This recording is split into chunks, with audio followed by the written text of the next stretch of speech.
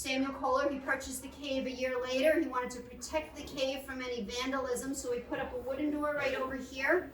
And then they started construction on it. Started as a little shack, but now it's a bigger building. And over the years, they put in air vents. So you can see those metal air vents up there. That is the entrance and exit point for a small colony of little brown bats. Now, you're not going to have to worry about the brown bats. They have migrated out of the cave, but every once in a while, I shine my light down into their space, and I see some shadows, so we'll see if we can see any of the little brown bats today, but they're not going to come out. They don't want to be around people.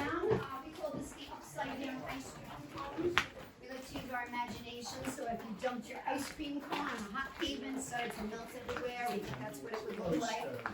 Come on up. So what we're looking at right here is a dripstone structure. That's where this bottom rock, we call this a stalactite because it's on the bottom. I'm sorry, we call it a stalagmite because it's on the bottom.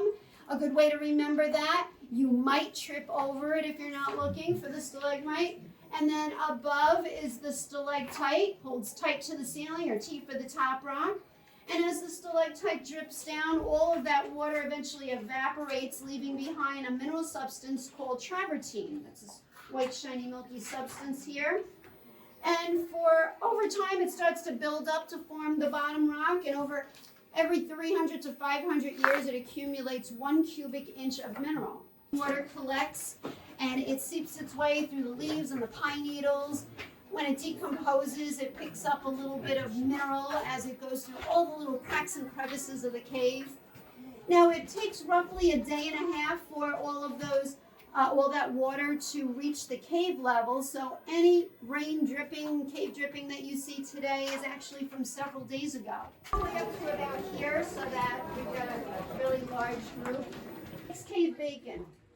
You know what cave bacon is? This is cave bacon right over here.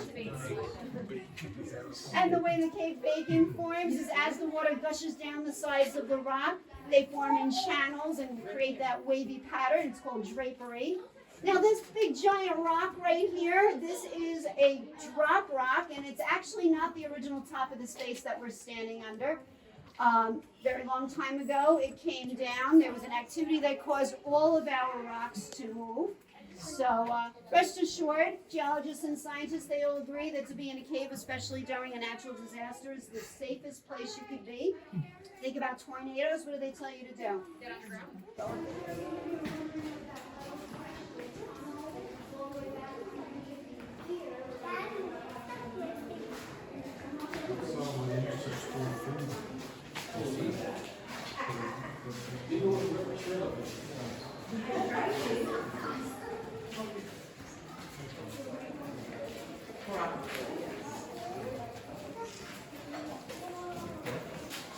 Upside down ice cream cone, that's because it was moved away from its dripstone. There's no stalactite hanging over it.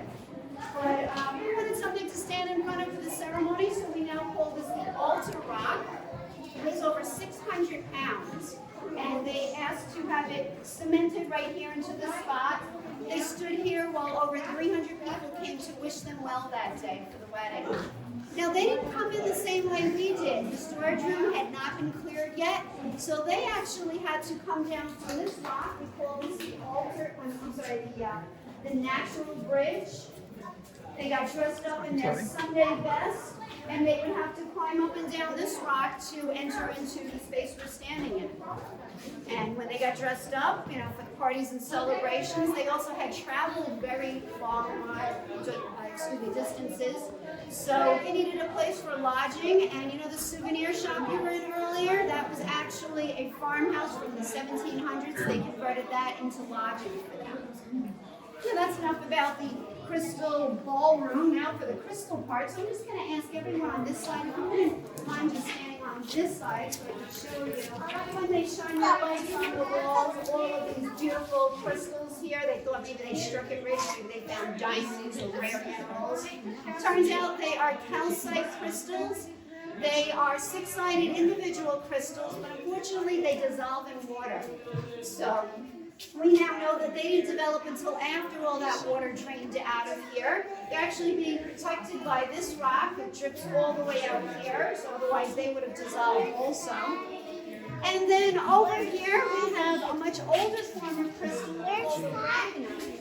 And these aragonite crystals, they form in clusters, 8-sided individual crystals, but they form from being submerged in water. So the opposite way, they go way deep down into the cave down there.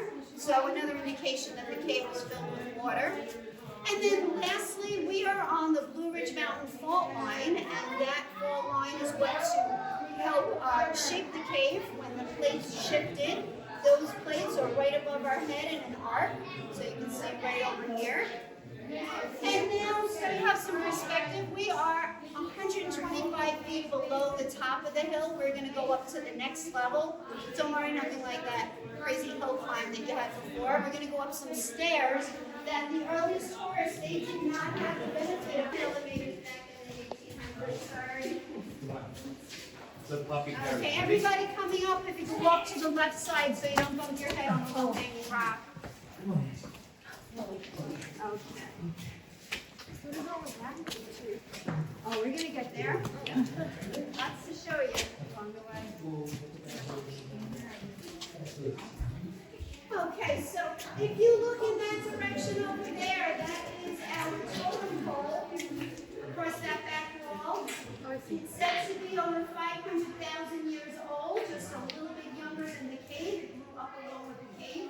It's where a stalactite and a stalagmite, they catch up with each other and form a column and still a theme. We call it the totem pole because it almost resembles heads stacked on top of each other, and you got that animal profile over to the side. Right over here, we have that, where that light is a little body of water that we lovingly call Lake Inferior. Lake Inferior only has 3.5 quarts of water right away. But this one, for a much different reason than the altar rock downstairs, that one was moved away from its stalactite. This one, you can see there's also not a stalactite over it, but the cave actually moved away from it during that that occurrence that made all the rocks move in the cave. The next closest stalactites are all the way over here, so considerable distance. Now we're going to move on to the next part of the cave, and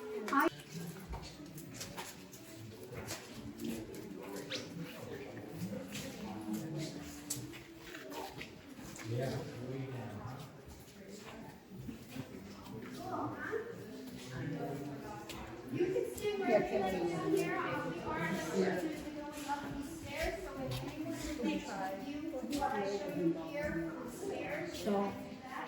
So go all the way up. You can go right up to Yes. where my right leg is, right there. Don't go any further than that. And just even one person He's down in the water. so yeah, that's in caves and handrails. That's just them telling us they're coming up the stairs. Prairie dog, right?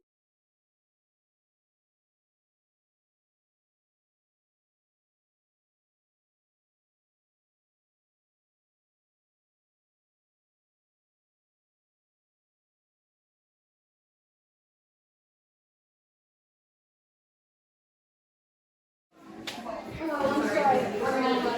Yeah, you can come up just then. You can come up. Go right up to the corner there. So, you got anything on the top of your head? Anyone? So there's a local legend. If it drips on the top of your head, you're of good luck. If it drips on your nose, it's 5 years of good luck. And has anyone gotten dripped on anywhere else? That's just a free shower. The earliest form of development, they're only 50 to 100 years old, right in here. You might feel the temperature, it's a little warmer up here, 56 degrees because of the proximity to the top. And if you look, I'm going to get in really high with my flashlight, but if you could see that underhang, you see all those sticks hanging down there? Those are called soda straws. That's the next phase of development. They're only 50, they carry inside a tiny little channel that all the water drips on the inside, believe it or not, until it eventually fills up with the mineral and then it starts to drip along the outer side. And that's when you see that coal appearance starting to take place. Those are 150 years into their development.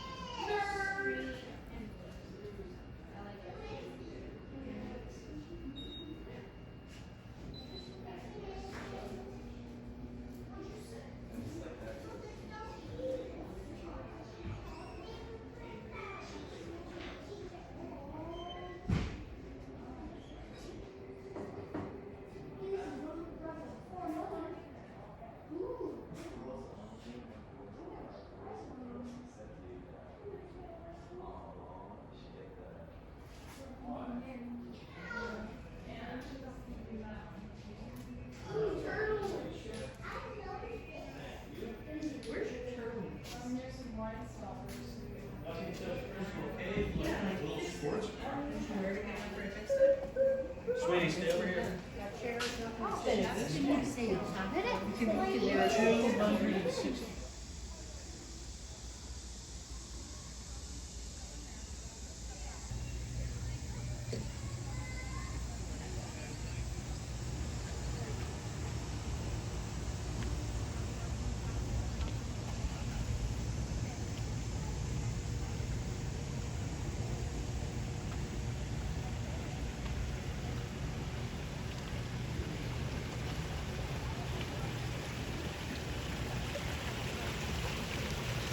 Run by the bags.